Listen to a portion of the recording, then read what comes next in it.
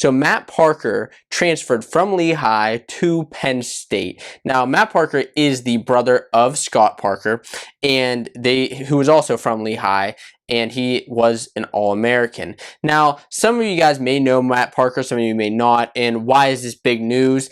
Well, Matt Parker, first of all, he's an 125-pounder, so he is a lightweight for Penn State, something Penn State has drastically needed for the last couple of years. You know, they lost a couple of their recruits in Nick Suriano and then Gavin Teasdale, so now they're bringing in a couple 125-pounders in Matt Parker. So Matt Parker, last season he was actually injured with a torn ligament in his hand, and the season before that, his freshman season, he was a redshirt.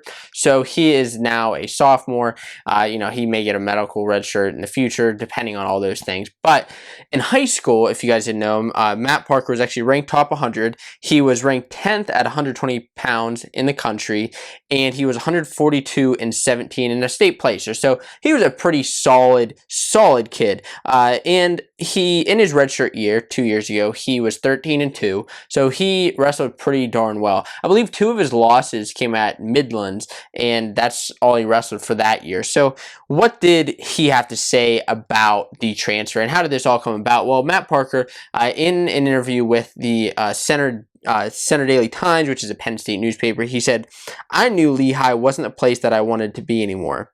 I didn't think I could achieve my goals there. Nothing against those coaches at all. I have nothing but respect for them. But I knew I needed to go to a program that I could achieve what I wanted to. And obviously Penn State is the best place to do that."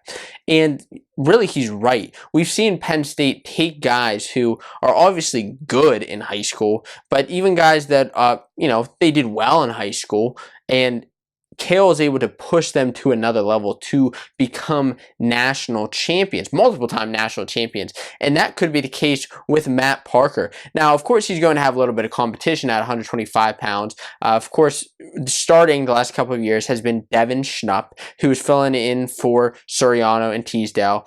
And you know, he's filled the gap there at 125 pounds. But then also coming in, you have Brody Teske, who, if he wrestles 125 pounds, is a very tough guy. Now, Teske is actually a 4-time Iowa state champ from Fort Dodge High School. He was 175-1. And that is pretty phenomenal. So that's who he will probably be going up against, wrestling off this upcoming season.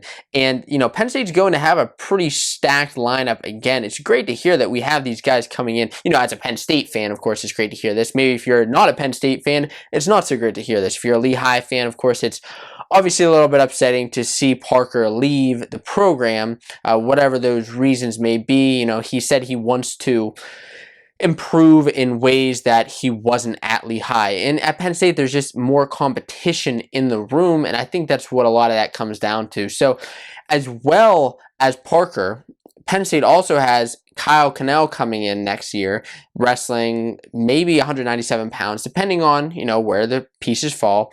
And then another guy who you want to throw somebody else who's in the transfer portal is Seth Gross. He's in the transfer portal. There's no confirmation on that. Just listen, hear me out. No confirmation at all on Seth Gross. I'm just throwing out wild accusation. If he did go there, it would be awesome. Of course, he was at Iowa, then ended up transferring to South Dakota State. But, I mean, I doubt that'll happen. And, of course, at 133, you have Roman Bravo Young. But just throwing that out there.